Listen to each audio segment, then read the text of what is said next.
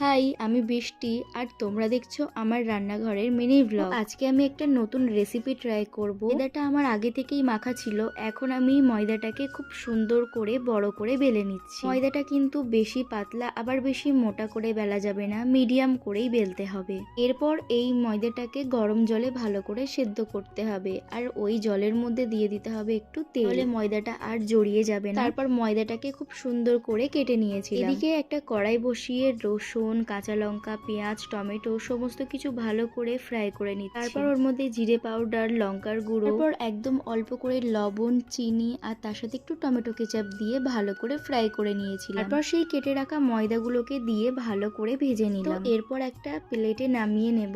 এটা দেখতে তো ভীষণ সুন্দর লাগছে, চলো এখন খেয়ে দেখি কেমন লাগে। সত্যি বলছি, এটা খেতে যে এতটাই টেস্টি ছিল, আলাদাই লেভেলের ছিল। তাহলে আজকের মতো